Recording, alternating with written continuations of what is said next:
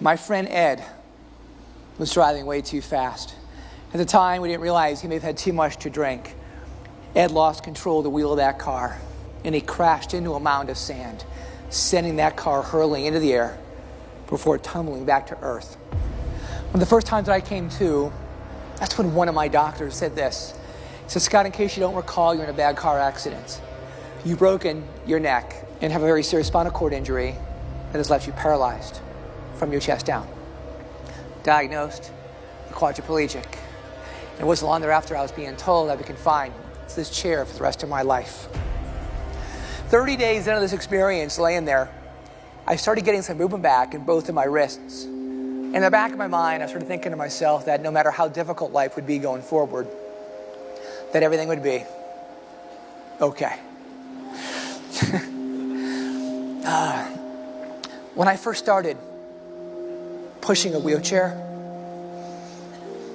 that's when one of my doctors, though, pulled me over. And he goes, Scott, look, we know you're getting some movement back in your arms. Not uncommon, but I think now more than ever, you need to understand the seriousness of your spinal cord injury and come to realize that the movement that you're getting back in your arms is as good as it's going to get. I don't know if that is exactly what he said, but what I heard was, you might as well go ahead right now and give up hope. Give up hope in the idea you ever come out of this chair. But the problem was, I bought into his words. My vision darkened. And to make matters a little more difficult for my parents, they were 2,000 miles away, and I literally stopped taking their phone calls. 4 days later, Dad got me on the phone, and he demanded to know what was wrong. So I made an executive decision to tell him. And all he said was this: I was out there 2 weeks ago for your birthday. Your attitude was off the charts. Remember how I reached down, put my arms under your arms, and hoisted you into the upright position? Do you recall what that felt like? Of course I do. Will you do me a favor?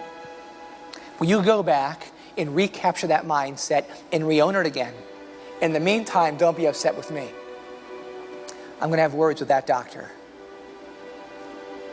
And then come the next morning, when I woke up, I could not believe my eyes. Standing at that doorway, looking back at me, was my dad. Letting me know in a sense, everything would be okay. And if I learned anything from Dad, that no matter how difficult life is for you, in that moment, you can always change your way of thinking. And that's when I made the profound decision that I was willing to fail, but I was unwilling to quit, while knowing that nothing worth achieving ever comes too easy. But to succeed, that takes grit. But what is grit?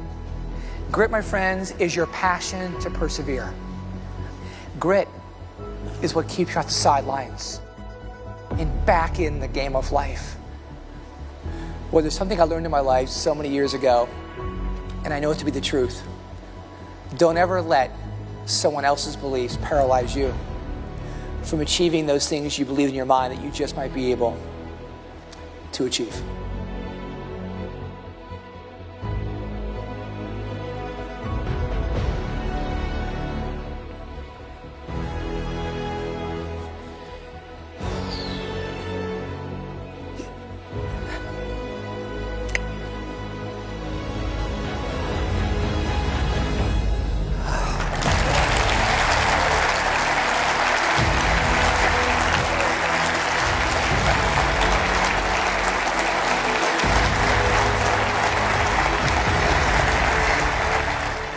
If you are looking to thrive, to beat the odds, and achieve extraordinary results in your own lives, don't give up too soon.